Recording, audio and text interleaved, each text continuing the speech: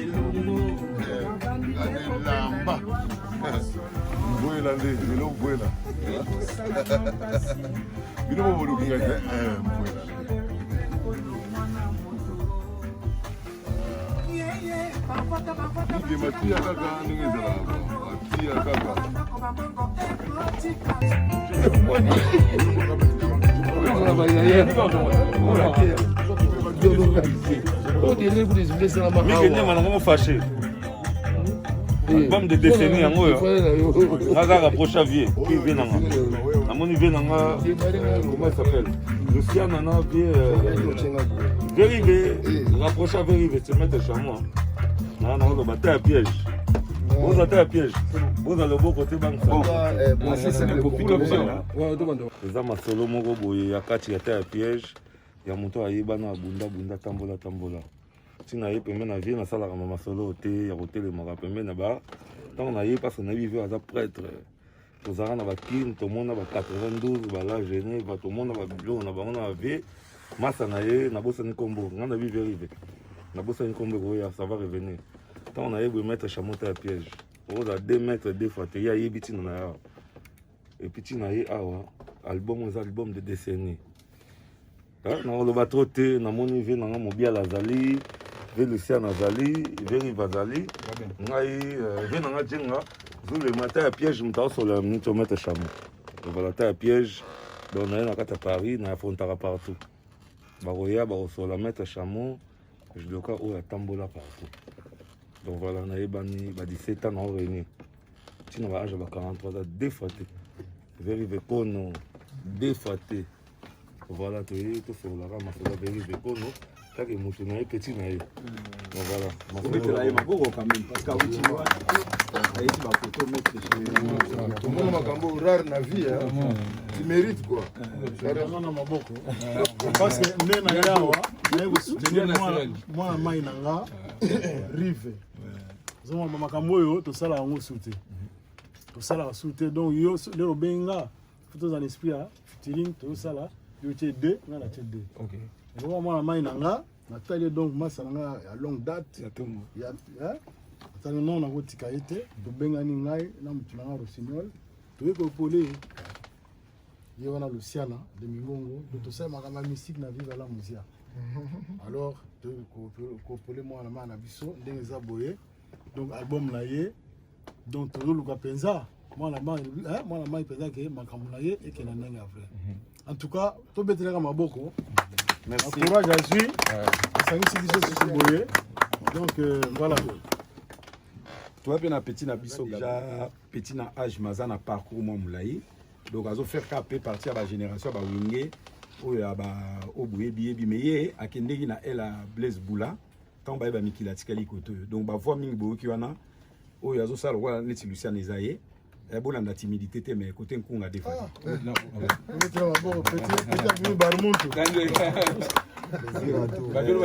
Bon plaisir sous ya makasi ali komoni lelo na muziki to komi elo bomendu la mso na kala to ayi mingi na ba ranger makasi te mais lelo tozu moi chance ba petina biso ba kolio ba lingi musique ba tangi yango bazo sala lelo ba nzembo mi to bima e bima na qualité. Donc Michel Baz Michel, vraiment bravo Michel. Azala na wenge ya wera ba o ba ebi wenge ba ebi bien. Aka na wenge ya wera e na ba mbetenge maison mère. Après ekoto yo mais c'est quoi changement ça la sali ba chic na ye, la sali ba chic ne pour l'instant donc biloko tout boyo kiawa ba programmation te mta sali yango. Ozomona. Après le rôle absolu toi na makila la musique, fallait mo lo mo boya la musique ezala et ça la moi rappelle. To bingi chef na biso orchestre bwebiko.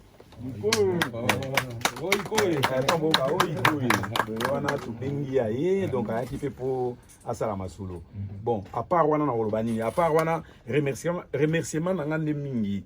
Ezana bango de ndengi Julia Lobi omoni banda vive panzana nango papa mba pa kufa na ye. Et donc ça veut dire basala na bango soute ko intel asali ba bengi ya intel asali ba bengi ya wana ya makamwa necessite là. Yaza na mouvement na ye nakin Victor Elei Santa de siko aza tellement concentré na ba makam na ye aloba ke rive so na ye eza uniquement pona amour yo pesa biso yango na ye to salango na lourdeur. Donc eza pe chance pona ngai nakuta na bango na bon moment ba ye ko tia poa na masolo. Donc toi na long chemin. Mais en étant vécu na ebi que vous se perdre na bino do boa na société do likam na ko loba yango wana bon je vais côté nanga na bakisama elo mo moké vraiment na remercier Biga papier en tout cas bobete ata mama boko parce que likambo ya sali Biga mfumbu et ça la masulte certa donc 2013 donc on s'est payé à tout ça oya biso ba victorien voilà donc voilà on a s'est payé na soutien beaucoup ils allaient soutenir bana mai ba comment donc ce qui n'est nini dans un monde là mais net ka le kanaye mais oyo sali pour arriver là sûr que un jour on sera peu pour la rossignol pour la bateau surtout que Lucien a payé merci au kaka qui le connaît tout sanganeza parce que Rive quand même c'est un grand artiste talaraka azala ba artiste belé ba dans la Suisse soit yeti na Paris parce qu'il alinga tout ça le lopango na esprit oyo ezalaka na ngo déjà parce qu'il y a za mutu esprit na biso l'esprit na biso ça veut dire que azape mutu akitendi alandelika makamango et puis pour na kitendi omoni que représentante na biso ya kitendi pe azali sotali na sima kuna omona kaza mwana oyo azo représenter makambo ya bakitendi parce que mwana avait Nyarkos ali cela veut dire que lisolo yo et livre bakeno histoire na biso et sili na noté il faut tout renouveler quand même batu balinga pe banzembo ba genre parce que ba musique na biso comme tenga matengama to linga to zone s'appelle musique oyo mais na son ya sika yango moni Michel ayeli biso son ya sika mais on a esprit toujours ya banzembo na biso ya kitemi ndenge za c'est déjà pour te venir tout dans album moni ndenge joli alobi ba producteur ba rasouté. Alors au moni wa ba pire ngai bana ba talent ko sakanate bazana ba maquette vendu wana mais ba producteur ba moi na bango souté bongana peut-être na moi mini chance na zaina moi forme ko muke na bina tiango pour na mego mis album mais en même temps pe na oide ba masalanga mais en même temps pe so bino ne bozala zakana biso sengi pe botia poa et ça la bien pour ba producteur ba na bango souté au moni alors voilà donc ngai na stratégie ka ndenge zalaka album e kene mangu ezana 8 titres denzembo bilamba o etikele zaka ba fait la société. Mais des titres rapide mais en nous denzembo bilamba toujours nga to silisa. Alors ezeloko loko la le tikala souté que sala na album to sile bima et comme sali moko mi balé au préparango au mixango au masterizango et quand na iTunes ba comme télécharger ba comme sombe puis le reste au sali ba clip ekoti na YouTube. Alors ce qu'on photo que ne mango do d'ici na linga en fait à la base lelo ne toyi na biga boule la ki makam to sila lelo mais le problème na ba no ko bela fona bo rabango. Donc na mona que le mieux natikata lapsi ya 2 semaines pour ba te pe bele ba so benganga pour makamba ya album ngo sko ipanzani ba te bele sko ba komo benga benganga boaka biso sko na mona iso na sali yango rapide ba tu mususu ba rater train au monia faut tu payer ba tout pour promotion et na moi retard. Alors on a dit à partir émission oyo donc na PC alerte na batu nazo zela bino ata moi 2 semaines so bozana temps bo contacter ngai na numéro nanga ya Suisse 0041 79 204 13 0041 79 204 13 75 Nabandeli 0041 79 204 13 75. Bon, na ba français na mino ba 75 mais nga na ba français suisse. Bon voilà, wana ya po na pesa numéro et puis bon, ba ko contacter nga pe à travers ba média o ezali ba Didier Masuki mobile mande fa pe mais média na eso beaucoup de téléphone ali beaucoup contacter. Te di mo la média na eso beaucoup ko contacter. Migeniema pe sur la vérité. So pe beaucoup pa ine pe batu beaucoup pe ko contacter pour bango baza batu ba travailler na nga na côté tali média. So bo bengi bango bolobi ke to ko zwa vio na te mais to lin to ba comment to ko zwa à travers pe ka bango o bazo zwa émission oyo beaucoup zwa contact aux vidéos na sala ngo exprès to retarder muke po to zwa pe chance ya ko pe sa batu musu. Do baninga na no so bo alia wa oyo boyebi ke bo kama boza na bino calme po pe so boyo ki babo ki na ba mututé. Donc ils a vide. Tout petit vidéo pour tout ça la pénaliste et à bientôt boire kabatu bien et bima banze ba maquiller était. Hein? Donc batuba bima pena na qualité ya propriété na ninga vrai. Donc voilà message na ngana passé yango wana. Sinon on a remercié bino tout nding boye na ebi ka parti ya eloko batu bele ba olandango na remercier bino tout ne boye. Donc voilà. Na yana bisoka yana bisoka batu. Omoni mutu moko za kuna boye. Oyo ayebi lisolo na ye a comprendre ayaka na ba studio pamba te c'est Pierre Mondele vient nyarko sa ubaka ye so bolo oyoki yem tana cadre banzemba vient so aye merci beaucoup soka ye so ya kaka sweza banzembo tellement mu ya forme donc aza mutu ndeka kazali akoli pembangu baza bajanga ba vio ba mara ba nyarkos o pe bazotamba na ba nyarkos bazokotsa bango pe idéologie ya forme koto do exemple Betty atambola ba Yves Saint Laurent atambola ba grand couturier to ba vérité pe musufu boye bango o pe ba chance asuka tozokuta na bato yo bazalaka na époque oyo bazaka na ba vie na biso po problème ya liawa mingi bazolobela ba forme ba ebi origine penate na ba problème do yango lelo ekomi biso ba auto na moi chance to vague époque wana o peto na moi chance to combattre ki ba kombana parce qu'à l'époque on a une guerre froide et on est le loté qui est amsusu au keno na Turquie au keno na Chine pour récupérer moi l'euro c'est bon biso là pena combat sans pitié donc on a là Pierre parle ba lingala pesa là ba na pesim mbote na biso na sana Luciana na joli ou bien là bino mo bomoni bomoni que mamba forme tambolo bakake oh non ezo bébé ça va tout ça c'est un vrai monsieur. Donc je reviens sur ce qu'on a dit tout à l'heure. Voilà. Les gens disent que l'idéologie de la SAP c'est pour des voyous tout ça. Qu'est-ce que tu peux répondre à ça?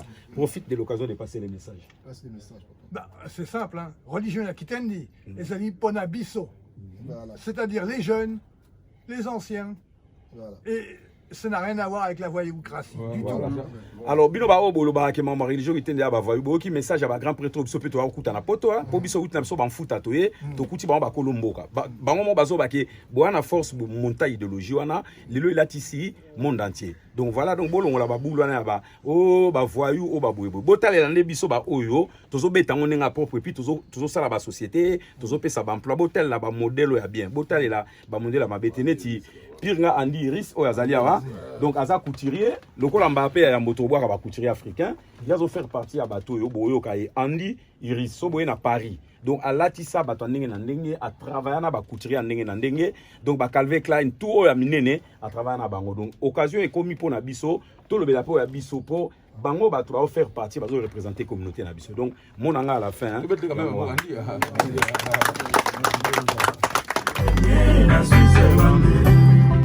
vraiment choqué ilikinga na moto esilisi yanga bapanse tina suka jeunesse alelo makambo échange mwana moke na bongola yanga labi ifelekanga miso te nalingi nalatalizaka nyonso mama ebongoli motema na laibidaso la jeune premier la suisse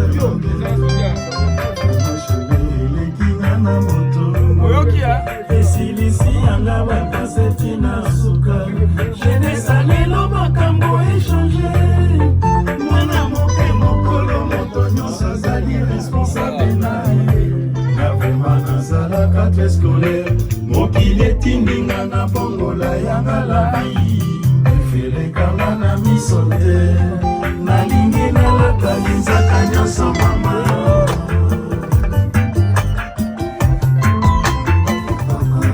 efalelo kojianga moto Gianni Versace pasa matomo nalatanana avieza mokuse Série appelée ça c'est la révolution Chérie avec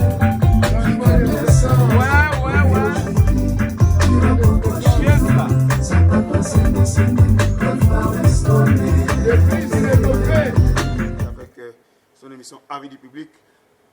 Nous sommes ici à Paris, nous sommes à Paris avec notre artiste, le maréchal Rive Nkono. J'espère que vous avez invité au Tozaïna Bango, vous avez na gauche na Tozaïna Elenge Mwasi, Yazali Bongo, Mwana ya Niarkos, donc na combo ya Gianni, Oyo, le grand sapeur à Tigre-Bisso, Gianni Versace, on a Gianni Versace, moi on avait Niarkos, mais tout yeba ensemble avec vous. Pourquoi Gianni a se retrouvé dans l'idéologie à le vieux Rive Nkono, le maréchal Rive Nkono. Vous voyez que Rive Nkono a immortalisé les vieux beaucoup, le Papa Wemba et puis Niarkos. Ensemble, vous voyez pourquoi Gianni a continué à l'idéologie. Alors, sans plus tarder, Mituna Didier Matsuki, ma réponse est 1, vite na biso. Ouais, voilà. Mbote bande ko so banda biso na Teddy Mola TV. Teddy Mola TV tozala pona bino. Merci na bande ko to ba soutenir ngai na mabonde liko partager émission. Na Rive Nkono histoire tozo continuer kaka. Via la gentil makamba loba na ngai na Genève tilo to continuer toza ensemble ya bande ko toza. To na interview moi muke mais boyo ko ba disque boyo ko ba nzela via ki bo sepela. Bo rester branché toujours na Teddy Mola TV. Nabagara Boul, bonjour, bonsoir. Merci beaucoup. Nabatuto, dans l'épisode c'est net moment, bana Suisse, merci. Merci na maître Chameau, force tranquille. 450 tolo na 4 tolo na force ya Suisse, maître Chameau. Merci na banoko to big Antsumbu, to na studio, place Rive Nkono. Maréchal azo enregistrer musique na ye, mais na début ya Indusa to ngai to yambela bino Papa Mundela za awa, to yambela bino Rive Nkono général yo za awa. To yambela bino Gianni Versace, moi na ya grand prêtre Niarkos. Nabagara Boul, to zo linga Indusa, to na confrère na Teddy Mola. Teddy Mola parisien, tout dans le calé, vieux l'exception de là quoi. Vient l'épisode Didier Masuki. Mon bala mande fa pembe, tous les lignes c'est ça non Jacques. Bis tous poser des questions, on va répondre. Nous avons juste trois questions, deux questions na bango puis tout côté dans studio. Bon le lobo ça la moins chance et alors comment extrait la chanson et ben c'est général Rive Nkono yembeli biso. Ba suka na ba rumeza na ba message na ba nzembo ba sapesa na o to se retrouver biso sur la communauté congolaise. Ba nzembo ya bien ezawana. Tous poser bon ba question et puis beaucoup plus pour la fondation Rive Nkono asala ki na ndiko na biso Gianni Versace tozo meko décortiquer on vite fait puis yaza parmi bato bazala na grand pote Niarkos mondele mais abetra moi linga la vite fait to koyoka on lelo na industrie lelo très cher internaute resté branché connecté na chaîne YouTube de Mino sur la vérité to bazana mpaka ba nous poser des questions et puis biso to enchaîner comme d'habitude. Ouais, bonjour Gianni. Bonjour. Bonjour. OK. Bonjour le maréchal Rive Nkono. Ouais, bonjour Papa Langa Didier Masuki. Bonjour monsieur. Bonjour. D'après c'est Mbote Nabiso. OK. Mbote première question à s'adresser à Gianni. Gianni to moni na idéologie avec Rive Nkono à sa fondation pour immortaliser d'abord ba couturier africain, ba modéliste africain et tout le monde na carte masolo. On bani comment porte na carte masolo o ya idéologie avec Rive Nkono.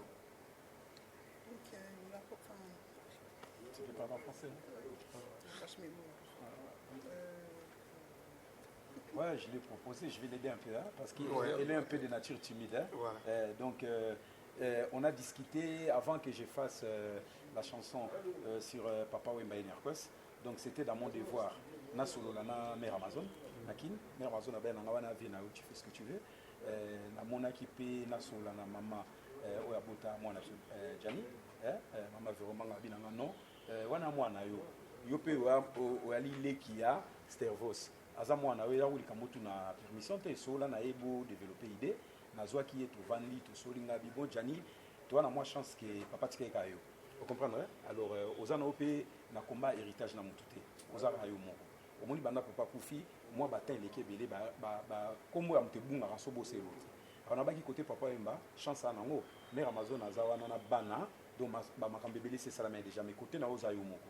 Donc moi je viens pour te proposer une idée. Tout ça l'association a but il y a qu'à remettre en place comme papa nayo et puis tout qui n'est pas rêve il y a une sala ou à sala quitter ou yo tant que moi na tout sala ensemble. Les a plus aide aux enfants de la rue parce que social n'a pas c'est qui en pour toi na nemingi abina na petit rêve nanga raso penza un jour m'en vendre na kisasa wana ngafuna aider banani so na balaba omunia parce que neto ba chance le opamba ba mutu na ba fait beaucoup ba kika na ba boule moko kolinga ko aider bana ya balabala do ba idée wana alingaka sala ngo makinde loin talanga fongola l'école privée pour na bana mais attend que ça bango gratuit donc akina ba idée moko tellement avancé que na moni tout alingaka ko sala nzamba bingi avancé ya ngote on a ça y janinga bi j'ai eu le temps de beaucoup parler avec ton papa ba makambe bilo alingaka ko sala ngana yebi ko sala dommage na prise opportunité na tout sala ngo yo za jeune to banda et puis un jour on a personne à lâcher au moyo utikala OK na conduite abinanga oui ça aussi ça a toujours été mon rêve ya mo moni to sangana ki donc bénédiction ça na ngo côté bokanaye côté na mambo na ngo bien mais na nature à loba mingité mais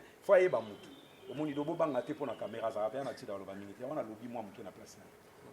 OK, chers amis, notre deuxième question pour Gianni toujours. Gianni, la plupart des enfants qui ont grandi ici en Europe, ils considèrent des sapeurs congolais comme des voyous.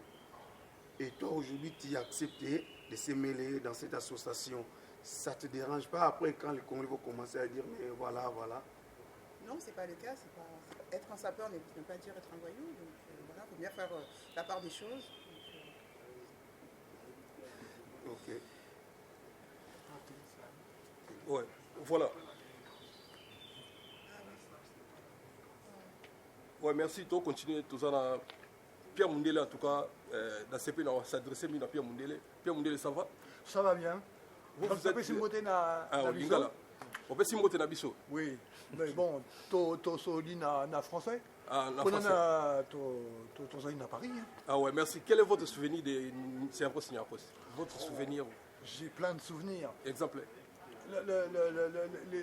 Les premiers souvenirs sont au début des années 80 avec Niarchos, et puis mes plus grands souvenirs ont été avec les enregistrements en studio, avec l'album Dernier coup de sifflet, auquel j'ai dirigé les enregistrements et dirigé toute la production. Voilà, ainsi que Epaka et Comine, la deuxième période. Oui. Aussi, donc avec Luciana de Mingongo qui est présent pour l'hommage que rend le maréchal Rive Kono. Ouais. Voilà, donc je reviens sur le côté un peu voyou. Alors là, moi je suis absolument pas d'accord. Pourquoi? Oui. Parce que Niarchos a lancé un move. Il a littéralement lancé le move et aujourd'hui tous les peuples d'Afrique centrale, tous, côté Nabisso, toutes les dernières générations, oui. Abeti Yabilamba, oui. Abeti ya religion, ya Kitendi, oui. Tous. Donc, bien sûr, il y a 1000 interprétations entre les sapologues et autres, mais néanmoins, l'harmonie que rêve et que fait Riva Kono ne va pas du tout dans le sens de la voyoucratie, au contraire. Aujourd'hui, tous les Congolais sont des fils et des filles de Stervos Niarchos par leur tenue, par leur... Merci beaucoup, c'est gentil. Salutations avec les gens qui vous suivent. Salutations aussi. Grüezi wohl nach Switzerland. Je n'ai pas compris. Grüezi, ça veut dire bonjour en suisse allemand. Ah ouais, merci beaucoup. Ouais. Non, mais je connais bien la Suisse. Ouais, merci beaucoup. Bonne santé. Ah, santé très bien, Teddy. Et ça, l'année que vous avez, moi, on a eu Gianni Versas. Parce que vous avez un sengo, sur le moni, vous avez un sengo. Et ça, et ça, on a plaisir pour son moni, ils ont reflété déjà vieux. Ils ont reflété parce que vieux moni, tu venais tellement trop, qu'au Kindenae, à Mangwana, heureusement, nous avons ma casse à tirer les bissoyés. Parce que son Nathalie Mbamou reflète à vieillir. Et puis, donc, je vais faire de mon mieux en étant vivant. On a réalisé un rêve belé où vieux à l'ingaro salo à salagité. Et puis en plus, toi, on a feeling, il y a beaucoup de se comprendre facilement. Et puis, elle a beaucoup de respect par rapport à ma camino, n'a expliqué, rendez-vous à présent. Même j'étais étonné, première fois qu'on a son habillement vieux, je suis prêt à partir où tu veux, même tout qui est Congo, Angola, Zimbabwe, Mozambique, tout le monde. Bon, malamoro autant de contre Angola. Naïbissé que ok, on dirait peu au lancer qui message contre Angola, je suis partant. Donc Angola bazo zélé kutu na kamwe parce que au moni ya botamaki alaki mona muke mettons kana sali annonce que na kwa na sur peut-être 2000 billets na teki il y a peut-être au moins 30% de billets. Il y a des jeunes, il y a génération de personnes qui ont j'étais étonné. Yo mon habite aux autres, moi, flash jour, on va tu vas Gianni, tout le monde a Gianni, tout le monde. Donc voilà, le feeling, il y a feeling. Merci beaucoup. Si vous avez l'association, association, tu comme un niveau. Bon, les plus importants, on a légalisé. Parce que tu ne peux pas faire une association sans que ça soit légalisé. Alors, on a des démarches qui ont légalisé en partie à Suisse. Après, en France, on a légalisé pour il y a une directrice de l'association. On a un loi parrain. Donc, l'objectif, c'est de lancer Mingi. Donc, on a légalisé qu'on a suspendu en Suisse, on a sali statut. On a France, il a signé. Et puis, tout ça, siège mon en France, siège mon en Suisse pour démarrer. Et puis après, tout étape par étape. Mouvement Angola, basé là, au mois d'avril, est-ce qu'ils ont rapporté bien, ils ont maintenu ezali kutu na minute on a la pression parce que moni likamongo tant que banda ezali nango elo moka ya normal mais du coup na éviter si c'est dit au marketing na makambo ezole parce que komi likamo munene makasi et puis place so ko munene parce que moni ndé na expliquer que dernièrement ngana ali né na tribu Kimakuta donc tribu wana ezali un des tribus na ba royaume na biso africain ancienne donc bazali bato bané mingi ko pesa conseil na roi Zingaku o azalaki premier roi il y a Royaume Congo.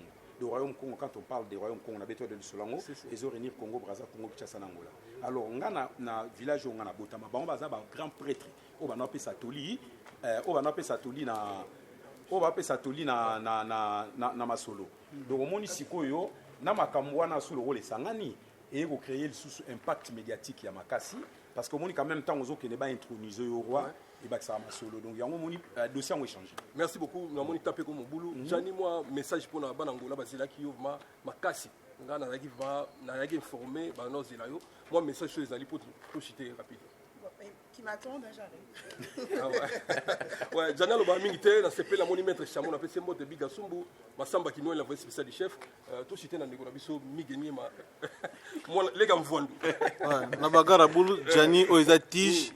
On est dans la vérité TV comme moi chaîne biso a tout le baming vérité puis tout le bara beaucoup plus na lingala nabi que papa na le bara lingala bien vous avez la chance de comprendre lingala ton pour sur le bara lingala s'il te plaît nze muni la chose oyo ka o kanisa papa bota c'est le dernier coup de sifflet dernier coup de sifflet voilà ba dernier souvenir ni ozali na papa non avant le dernier jour on était avec lui et maman dans la voiture voilà en voiture au soleil nini il me donnait des conseils comme d'habitude de faire, comme il avait l'habitude de faire. Il va me dire voilà, de bien travailler à l'école, voilà, d'avoir des bonnes manières, voilà, d'être un enfant exemplaire. Voilà, merci. Sango ya liwa papa comme la kwa watu zara na classe, zara na cuisine, zara na ndaku, zara j'étais à l'école et donc après on m'a appelé pour me dire maman m'a appelé pour me dire que papa était décédé donc voilà. Merci. Quand tu arrives à Kono, bana mona tiba otala yo OK na Jenny Angola ba disposition ni omemi ozobongisa pona ye hôtel ya niveau ni moni yazaka na poto ko na poto azana ba condition ba européen est-ce que bonsi ba école ba hôtel je m'excuse ba hôtel ya niveau na ye et puis sécurité ni ozo assurer biso pona pour les Afrique les Afrique comme père ou na mutu mobu azaki fanatique ya nyako sa ko pour kanye na nzoto tout ça donc niveau sécurité ni ozo assurer biso so ki na mwana mwashi oyo ya kitoko boye azonga pika ndaza bon moni na Nangamo déjà nazana bapalin donc on a un dossier déjà réglé et puis deux sécurité ali qui est kunomoni quand même na niveau ya staff nazanango do baza déjà batba ma solo le preuve natina ki acha mon voto mission au scoto au kende ba 4 mois zakuna aza bien encadré donc a plein de problème économique donc Jani ça serait pareil hein? Surtout que tozananga moko ça serait encore mieux donc awala loger panangai ko bimana et sécurité na ali. Et puis après, bon, on a profité de ticket à ça la moi bamasolo na hein, parce que nazana batu belé kuna balinga basolane personnellement pour na bouli association ba PC ba aide. Donc j'espère vraiment que et quoi apporter plus d'expérience et vous appelez mbalana liboso a kokende na ba terrain à éviter to zana ba association amike au penga pena sala gi ba ozela ya mona comme c'est vous la première expérience à réaliser rêve na ozomona. Donc pas de souci de ce côté. Est-ce que vous avez des actions pour ça en Angola? Oui. tozana baction liboso nga na lingaki concert wa liboso tokobeta wana recette wana liboso toswana jani donc tokosala de manière que 50% eyamba la mon association pour tofongola compte association fo biso moto sala comme ça ba membre étant babandoya bazo participer kaka et puis les restes ekotika la toswana et qu'est-ce qu'on peut faire pour na bano déjà ba balo bazala wana comme dans un premier temps tokosomba ba biloko totiki bango po mona penake boule tozana ngo e bandi pe ko voyage à liboso tokosala si Dieu le veut aux apena voyage à liboso na profiter na voyage na to inaugurer pe lisolo Angola beaucoup plus yo que na Luanda beaucoup plus communauté congolaise ezakuna bangolais baza kuna mais galère na Luanda ezakapena beaucoup plus te pour Angola na Luanda nga na uta kuna na sali 10 ans na Angola ba tutoliaka na biso to melaka ba vie za bien mais bino ndire bo soka na Luanda et pourtant na ba Lunda Nord na ba province ya bipai na bipai ezana ba congolais o bazo souffrir na ba province o ba koma Luanda ezana bato ba refouler bango balala ka libanda place on la été pour angolais refouler ba congolais ezapena ba angolais bazo refouler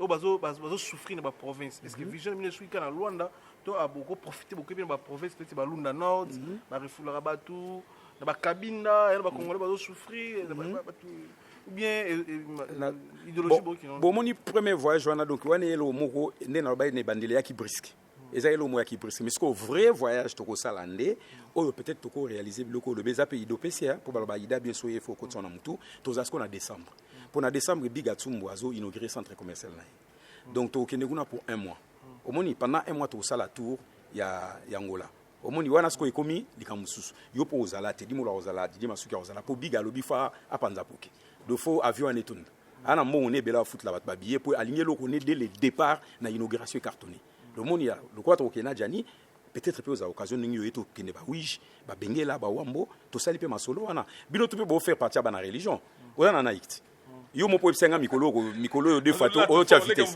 alors yo po aller qui avant le lingelo banakati ya idéologie yo peut faut participer au comment mi peut membre de temps en temps na ba année ya na cotisation annuelle chaque année tam surtout na 50 € par année au bois qui moi 50 € na oebike ngape na participer na idéologie ya jani photo puis moi na bisoti au moni alors yango idéologie na moni yango bien na penser que na ngote mais ça idée bien so nzamba sali to ensemble on peut profiter de cette idée tant to tambla to sali salimo à masolo.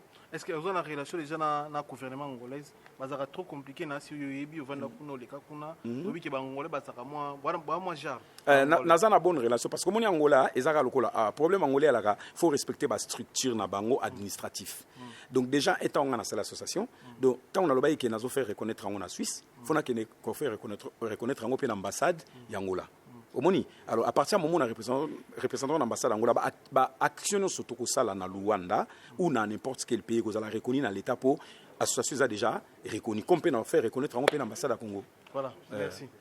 Zela na nomwelo mo Sandrine yelanga yi ba fiche pour na linga quand même to profiter l'occasion lokola ba filmage au salamawa batu ba mona ba fiche ya merci maman batu ba mona ba fiche ya album ndenge na lobaki tout à l'heure Gianni Simba na lobaki tout à l'heure qui oeza ba fiche ya oezo représenter sorti ya album voilà d'autant na lobaki na Kalate ba ko introniser nga roi oeza ba tenir utaki Japon mais ba tisser utaki Afrique lokola ce qu'on a lancé ba couturier africain na lingaki ke ba tisser ya la fabriquer en Afrique mais couturier a sala ngore ikarakubu do ya zali père fondateur o a lancé comme des garçons omoni do atonga ka sur mesure do yango moni na lati teni oyo royal ya rei ka kubu donc yango o ba ko introniser nga na rolata mais pourquoi c'est oyo oeza ancien moni en Égypte ba ancien batu ba na ko régner en Égypte avec ba noir to benga bango à l'époque ba kamite donc oeza symbole ya cobra donc ba roi nyoso ba pharaon o ba ki na kati ya royaume wana ba no zala na symbole ya cobra parce que cobra za laissé la nyoka au moins na désert boso que en Égypte a le quota désert il y a moni ba roi nyoso ba pharaon ba no zala na présentation locale alors nga tant que descendant il y a roi qui makuta qui fait partie à descendance il y a royaume Congo et puis il y a royaume antique donc ba pese nga pla oyo mais ce que ça pla montré dangereux donc aussi me ça on n'importe qui mais ça qui c'était merci donc tous là voilà. Bon voilà quand peut me yozo ko sango lo ba lingala moni lo ba na lingala beto sona na fishi yo lo ba muke lingala na mayuya. Quelle est votre relation avec Grand Prix de Niakos? Quelle est votre relation? Vous avez petit naïdo dans Imastane. La relation était d'abord à la fois dans le business mais surtout côté musical. donc à la direction des enregistrements. Vous êtes qui, ingénieur ou... Je dirais, non, je suis dictateur d'ingénieur. Ingénieur. Oui, donc je dirige les enregistrements et avant les enregistrements, je dirigeais aussi les répétitions. Dernière fois que vous étiez avec Niarko, c'était où? C'était à la fin des années 80, soit en studio, soit avec mon pote Americano Productions. On était toujours ensemble, toujours constamment. On a vécu avec Niarkos de façon très proche pendant à peu près une dizaine d'années. Voilà, merci. Bon, na pesim botena aussi na Lucien Mungon. Te parce que na boaka il y a Teddy Mola. Teddy Mola. Merci. Teddy Mola, machin. Bon, to communication na suka, je pense qu'il n'habite sur la grande famille de Baksa, mais n'habite tu vas saluer un message, babi masalanga bona mabia là. Bona mabia la merci la voilà. Tu vas saluer un signe, tu vas sur ma caméra, va mettre Chameau, force tranquille, 450 km chameau. Tu vas sur ma caméra, babi Gantsumbu, ba Jezi Maye, ba saluer un signe, ba tout donc ba Jezi Fofing à l'Italie, tu vas saluer un signe. Vous êtes déjà marié ou mère de famille? Ça reste, voilà, mystère. Non, tu comprends les terres. Si vous êtes déjà marié ou vous êtes déjà... Non, je ne suis pas marié. Ah, merci, ouais, c'est ça. Donc, tu Pas marié, non. Merci. Merci, tu remets la soupe émission. Vous allez connecter toujours branché. Merci. Merci, Papito Vinoudi. Merci à toi.